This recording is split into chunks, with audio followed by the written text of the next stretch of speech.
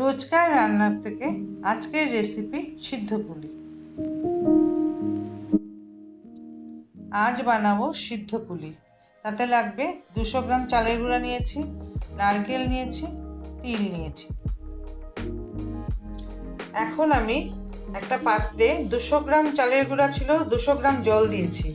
জলটা এখন ফুটে উঠেছে, তাতে দিয়ে দিব আধা চামচ পরিমাণ লবণ,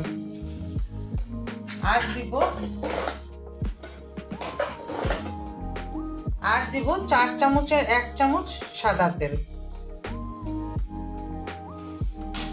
দিয়ে আমি চালের গুঁড়াটা দিয়ে দিলাম।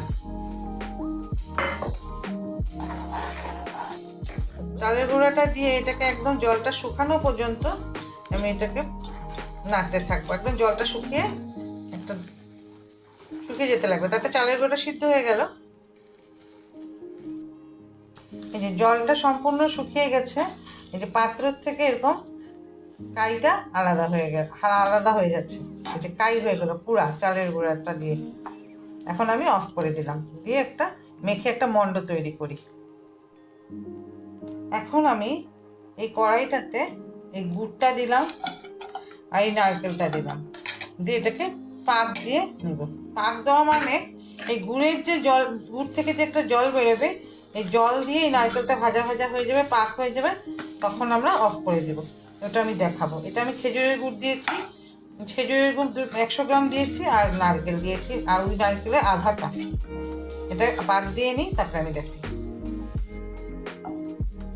নারকেলটা পাক হয়ে গেছে, যেটা পুরো কড়াই থেকে ছেড়ে যাচ্ছে। তো এখন আমি এটাতে একটু তিল দিয়ে দিব, কারণ তিলটা দিলে একটু স্যান্ড ভালো হয়। যার যেরকম ইচ্ছা, একটু বেশিও দিতে পারো, কমও দিতে পারো। এই দেখুন তিলটা দিয়ে একটু নেড়ে চেড়ে হয়ে গেছে আমার নারকেলটা পাক দেওয়া। এখন আমি অফ করে দিলাম। আমি এই চালের গুঁড়ার কাইটাকে এইভাবে শক্ত করে মেখে নিলাম, আটা মাখার মতো মেখে এরকম একটা গুলি করলাম করে, তারপরে আমি এটাতে একটু সাদা তেল দিলাম, দিয়ে একটু হালকা করে একটু বেলে নিব। বেলে তারপরে এটাকে এরকম নিব, নিয়ে এটার মধ্যে তিল আর নারকেলের পুরটা দিয়ে দিব, দিয়ে এইভাবে বন্ধ করব।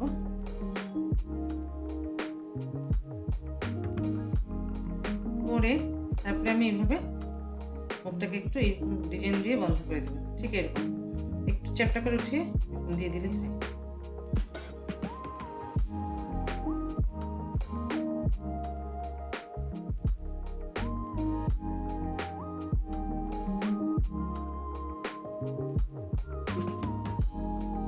এইভাবে আমি সবগুলি পিঠা বানিয়ে তারপরে দেখাচ্ছি।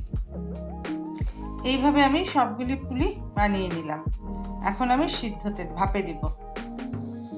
এই যে একটা সসপ্যানে আমি আধা সসপ্যান জল দিয়েছি। জলটা যখন ফুটছে, আমি এই যে এরকম একটা ঝাঁঝরিতে সব পুলিগুলিকে সুন্দর করে বসিয়ে দিয়েছি। এখন আমি ফুটন্ত জলটা যে ছিল তার উপরে বসিয়ে দিব।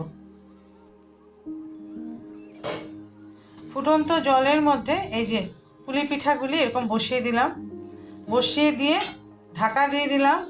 মোটামুটি আধা ঘন্টা এইভাবে ভাপে সেদ্ধ হবে, তারপর দেখাবো।